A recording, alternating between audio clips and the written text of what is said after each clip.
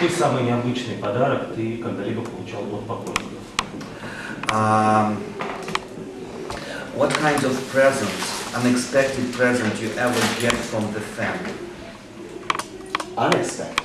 Or the most, the gift you really remember? Oh my God. This is really hard to say because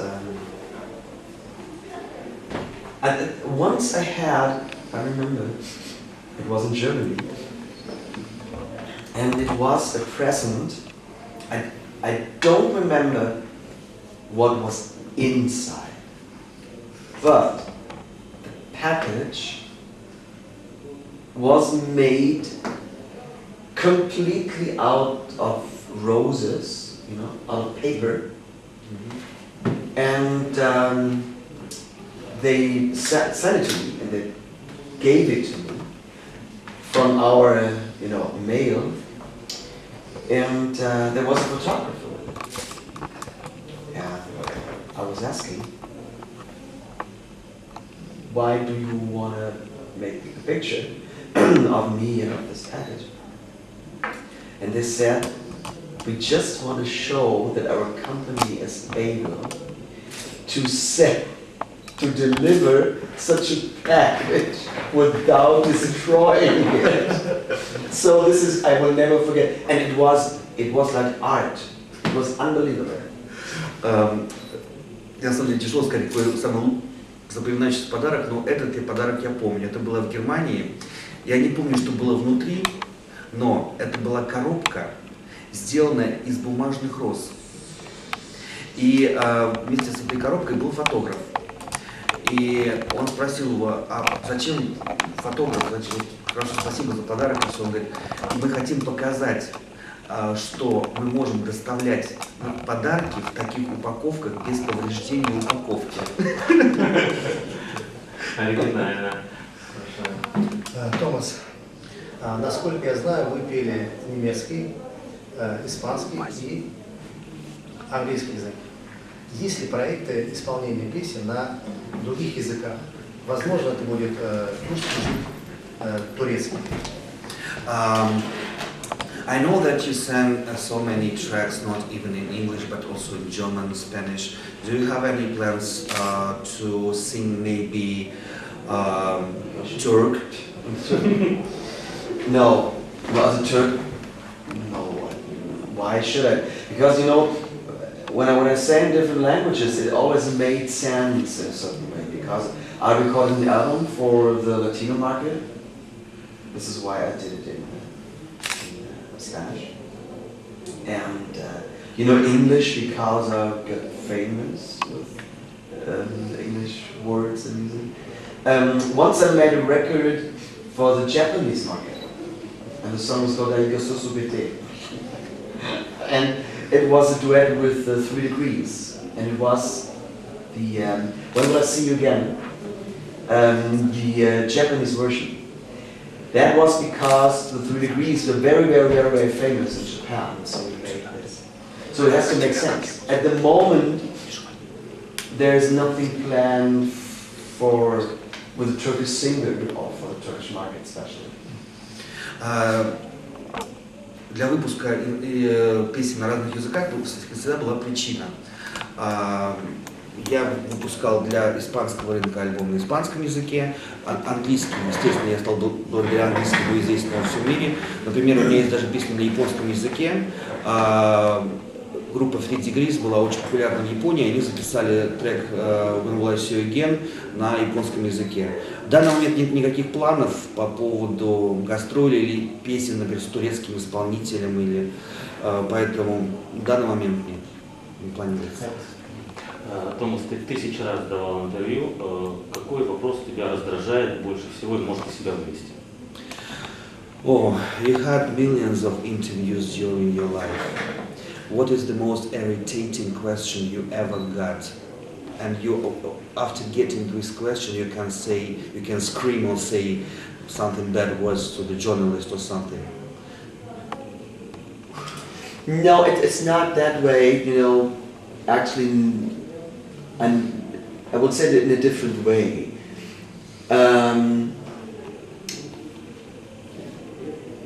I just had once an interview in South Africa, and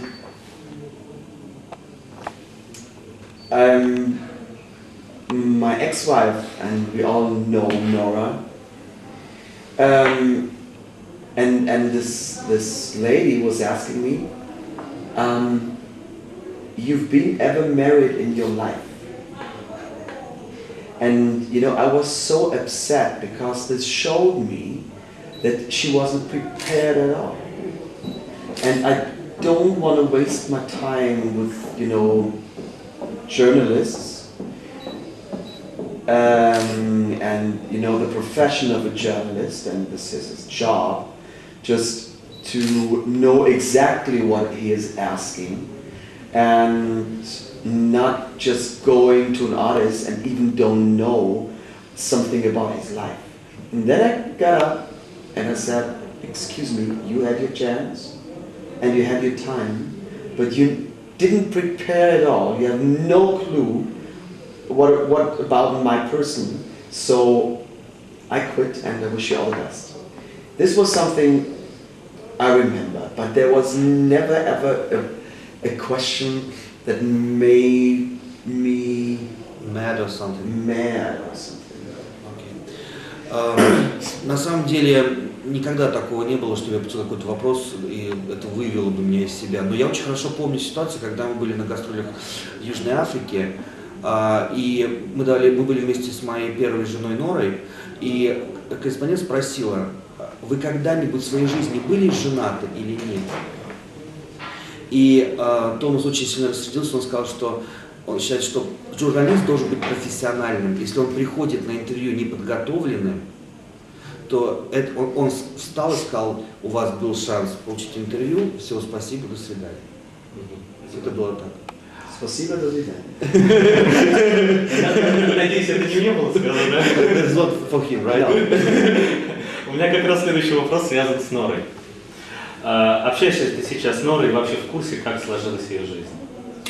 Do you have any contact with Nora now, what she's doing, or maybe you have a special relationship or something like that? No, we're not in close contact. So we say hi on Christmas and on birthdays.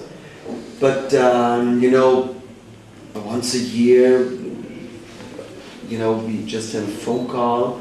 But I haven't seen her since 4 or 5 years. And what she's doing now, do you know? I don't know. Мы поддерживаем отношения, но раз в год мы созваниваемся, а так поздравляем друг друга с праздниками. Я не видел ее очень давно, и с чем она сейчас занимается, я не знаю. А как сложилась судьба золотого кулона, Нора? Что сейчас? What is the history with your kulon, Nora? Where is this? The chain. The chain. In the safe. Томас, как ты можешь прокомментировать мультфильм «Диттер-Гарфильм», где и ты, и Крис Норман были показаны в комическом свете? How can you comment this cartoon, Der Film, in which cartoon you and Chris Norman were shown like in a comic way? What do you think about that? Well, this is comedy in a certain way. The only thing, you know, to say something positive, Dieter himself, he just showed himself, you know, even as well on a comedy way. But to be really honest, there are so many things in this film which are completely fantasy, which never happened. So this is something, maybe this is a part of this touches me that much, because this is like fantasy. It's in his fantasy or whatever, he did this maybe just to make this film more attractive to people. But there's so many things which are really not true, what he is saying. So let's face it, it's comedy, and you have to laugh about this. Позитивно говоря, какой-то позитивный момент, что сам даже Дитер показан в этом мультфильме довольно с комической стороны. Что мне не нравится в этом мультфильме, что очень многие факты абсолютно придуманы, этого вообще не было. Например? Example, what is the fantasy in this cartoon? Do you remember? I don't know every scene by heart, but there's one scene, as far as I remember, when I was, I don't know, in a restaurant, and I was ordering all these dishes. Do you remember this? No. Он говорит, я не помню всего мультфильма, но был какой-то фрагмент мультфильма, когда он заказывает какие-то блюда в ресторане. This never happened. Такого никогда не было. I never did this. I don't know why he put this in, because I don't know what kind of fantasy he had. Just to... Я не знаю даже, зачем он включил это в мультфильм, он говорит, какая-то странная фантазия, такого не было. Ну, он, наверное, имел в виду капризность. Maybe in this way he wants to show that you are so the person who want to show everybody how important he is, you know. No, if somebody wants to show how important it is, then this name should be Dieter. So I think that a lot of things what he is thinking, what he would love to do, he images on the other person. You know? A lot of things, when he is, you know, sometimes when I listen to interviews and he's telling about things I've done, this is exactly the way he is acting. So I'm not nowadays, now it's gone, but in former times I was always completely shocked because this is his way of treating. And you know, I was asking my friends and ask, please tell me, when did I do this? And they say, never, but he did this all the time. So he knew it isn't correct, but to tell about the story, he has to blame another person for it. Just to have a chance to tell it. На самом деле капризный не я, а Дитер. И очень часто были такие ситуации, когда Дитер что-то сделал и говорил, что это сделал Томас. И когда Томас спрашивал своих друзей, он говорит, когда я это сделал, он говорит, что на самом деле ты этого не делал, это делал Дитер. И, ну, наверное, можно так сказать. Я понял. В одном из своих интервью ты сказал, что впервые Дитер Болин с тобой оказался на сцене совершенно случайно, что шел кастинг, и на этом месте должна быть какая-то модель. Мог бы поподробнее рассказать об этой истории? In one interview, you said like Dieter appeared on stage very by chance, and it was casting for somebody with you on a stage in the Modern Talking Time in the beginning. Is that true, or can you tell more about this? I don't understand this. Okay, in the beginning, in the creation, well, it was like in the 80s, you said that nearby Dieter appeared on stage by chance.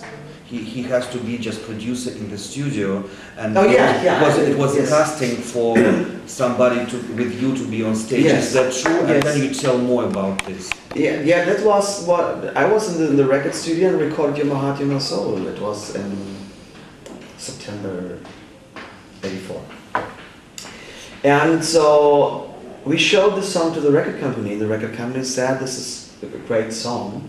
We give it a try. We don't know if it will be successful, but we give it a try because we think it's a good one." But they said, so maybe it's interesting when Thomas Anders just will be on stage or appears with another person. And so we were thinking about just to cast another person.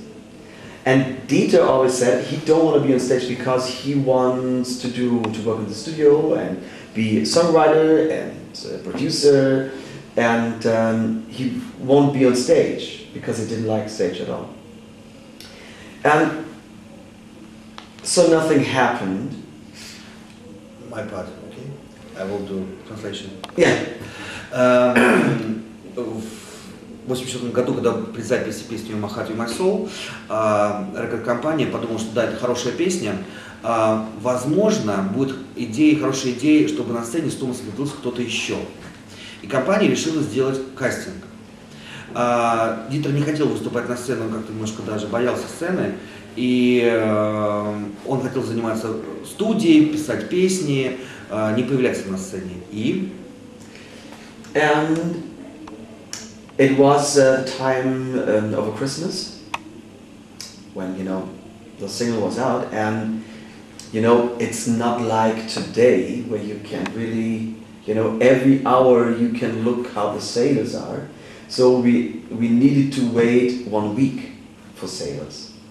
So it was the Christmas holidays, and the first day in the new year, the record office was, you know, working, and we sold 60,000 units of Yamaha Dinosaur. That meant 3 days later we had a TV show for that because of the chart entry. And there was no time to do a casting anymore. And the record company said, let's go on stage and we can cast later. But nobody expected that 4 weeks later we were #1 and 2 months later #1 in more than 80 countries of the world. And it wouldn't be possible just to switch him out, you know, just to change him. So even by mistake, he landed on stage and on TV. Раньше, чтобы понять, насколько успешны продажи, нам потребовалась неделя. Сейчас это можно за секунду посмотреть в интернете, как быстро все продается. Раньше им потребовалась неделя. Они выпустили сингл на Рождество. И неделю продаж они продали 60 тысяч копий сингла. И компания позвонила и сказала, что это означает, что через 3 дня вы должны быть на телевидении, потому что вы должны быть в хит-параде. И компании не было времени производить какие-то кастинги или что-то. И поэтому Дитер появился на сцене. Это было...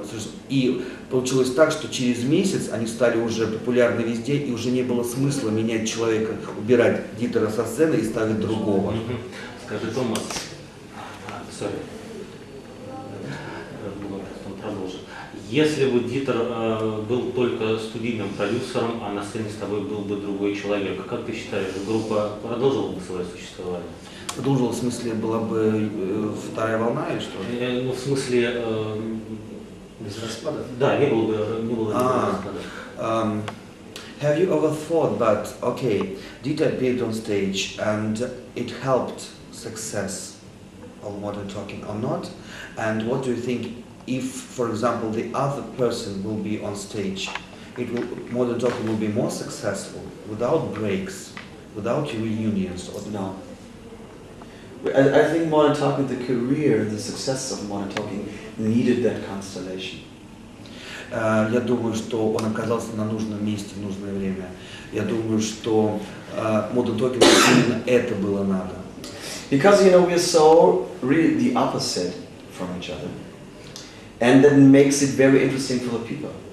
Мы настолько различные люди, и это помогало нашему успеху. Это люди интересовались именно нашими, как сказать, противоположностями. If you have duet combinations in which are the artists are pretty close, there's always kind of a possibility that it's getting boring. Бывает такое, что на сцене, например, в дуэте люди по своему характеру, по своей внешности очень похожи, и это публика устает от этого.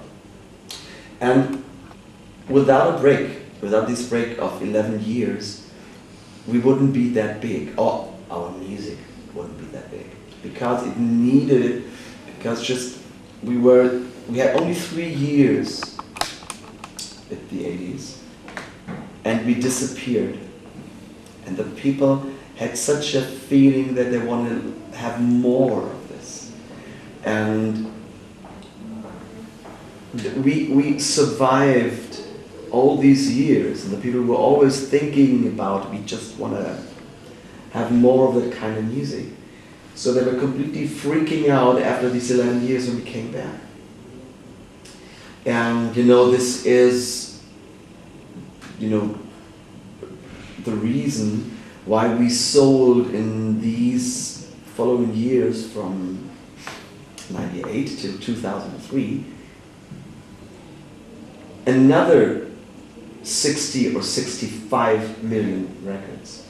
Я думаю, что без перерыва, который был в 11 лет, мы бы не продали, мы не были бы так успешны, вторая волна не была бы такой успешной. После 3 лет, начала Мототоки 80-х, мы резко пропали со сцены, и мы тем самым сохранили какой-то интерес людей и поклонников своей музыки, и всегда была какая-то надежда, что когда-то они опять объединятся. И вот это позволило нас на второй волне продать там 60-70 миллионов копий альбомов, дисков. В 2006 году Диетер Болен приезжал в Москву и со сцены заявил, что он снова хочет выступать вместе с Томасом Андерсом. Как ты можешь прокомментировать это заявление? 2006, Dieter performed on a disco festival in Moscow, and from the stage he said like he wants to perform with Thomas again. How can you comment his phrase? No comment. No comment.